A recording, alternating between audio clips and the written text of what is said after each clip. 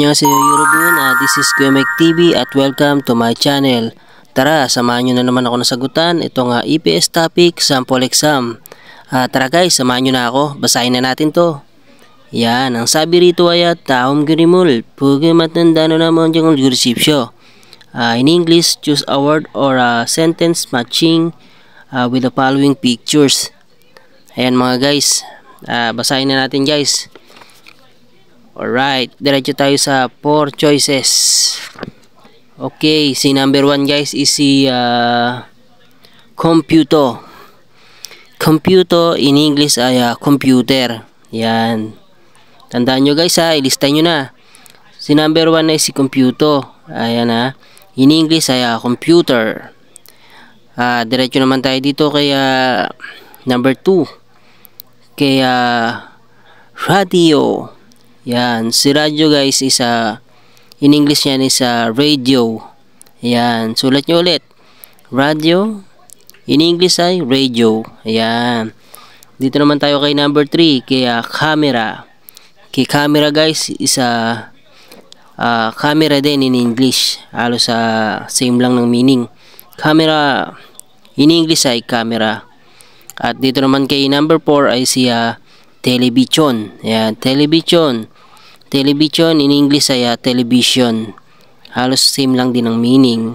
Medyo madali talaga tong kabisaduhin. Madaling i-memorize to guys. Kaya sulat nyo na. At madadala nyo to pagdating nyo sa final exam. Etong video na to ay para to sa mga beginners na ngayon pala mag-aaral ng Korean language. Ayan guys, samahan nyo ako Please panoorin nyo at marami kayong matututunan na vocabs dito sa akin channel. Ayan, ulitin natin. Si number 1 ay si computer. Computer, in English ay computer. Si number 2, radio. In English ay radio. Si number 3, si camera. In English ay camera din. Si number 4 is si television. In English ay television. Ayan, comment down your answer sa lahat na nakakalam dito mga guys. At sa lahat ng mga baguhan, guys, pasok kayo please sa channel ko.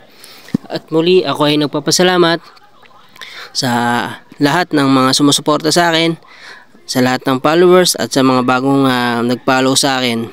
Ayan guys, kamsahamnida sa inyo lahat. At nais ko lang din i-promote yung aking dalawa pang channel. Yung aking FB page at yung aking YouTube channel. Sana suportahan nyo guys yung dalawa ko pang channel at sinisigurado ko sa inyo naman na marami kayong matututunan about sa vocabs, keywords at sa mga graphs. Ayan guys, maraming salamat sa lahat ng aking mga followers. Ayan, kamsahamnida sa inyo lahat. Nice view. Sabi nga ng isa kong followers, nice view daw sa mga ginagawa kong mga vlog. Kamsahamnida.